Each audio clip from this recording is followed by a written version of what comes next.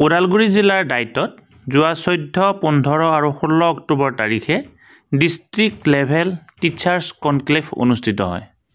ওদালগুৰি জিলাৰ প্ৰায় 100 গৰাকী শিক্ষকে এই অনুষ্ঠানটোত অংশগ্ৰহণ কৰে।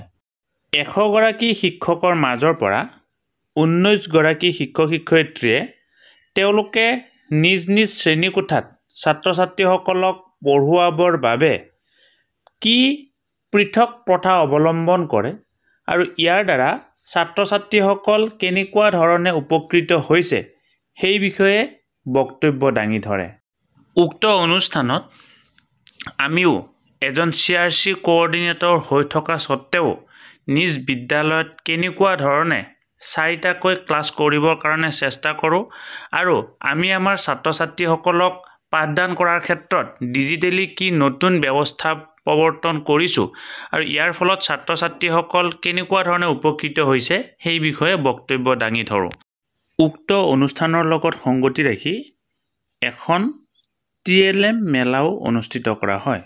বিভিন্ন বিদ্যালয়ৰ পৰা শিক্ষক-শিক্ষয়িত্ৰীসকলে অনা বা নিজে প্ৰস্তুত কৰা লো কষ্ট আৰু নো কষ্ট TLM সমূহ ইয়াত প্ৰদৰ্শন কৰা হয়। উক্ত অনুষ্ঠানটোত দায়িত্বৰ ফালৰ পৰা এতিয়ালৈকে কি বেষ্ট প্ৰেক্টিছ কৰা হৈছে সেই বিষয়েও আমাক অৱগত কৰে। তৃতীয় দিনা ওদালগুৰি জিলাৰ inspector of school Bhaben Deori sir আহি উপস্থিত হয় আৰু তেখেতৰ উপস্থিতিত দায়িত্বৰ তৰফৰ পৰা এখন মেগাজিন উন্মোচন কৰা হয়। 100 গৰাকী ছাৰ বাইদেউৰ মাজৰ পৰা 3 গৰাকী ছাৰ বাইদেউক ষ্টেট লেভেল টিচাৰ্ছ কনক্লেভৰ কাৰণে বাছনি কৰা হয় আৰু আমিও এই 3 গৰাকী ছাৰ বাইদেউৰ মাজত স্থান লাভ কৰিবৰ কাৰণে সক্ষম হওঁ।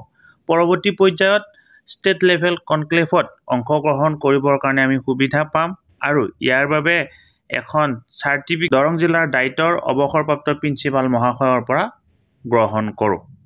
শ্ৰদ্ধা ছাৰ বাইদেউসকল, নলিনীকান্ত ডেকা নামৰ ইউটিউব চেনেলটো হৈছে এটি শিক্ষামূলক ইউটিউব চেনেল। এই চেনেলটোৰ জৰিয়তে আমি শিক্ষক, ছাত্ৰ-ছাত্ৰী, অভিভাৱক আৰু বিদ্যালয়ৰ কাৰণে উপযোগী কিছু ভিডিঅ' প্ৰস্তুত কৰিবৰ কাৰণে চেষ্টা কৰোঁ। আপুনি যদি আজি পোনপ্ৰথমবাৰৰ কাৰণে এই চেনেলটো চাইছে, অনুগ্ৰহ কৰি চেনেলটো ছাবস্ক্ৰাইব কৰিব আৰু অল নটিফিকেশ্যন প্ৰেছ কৰি থ'ব।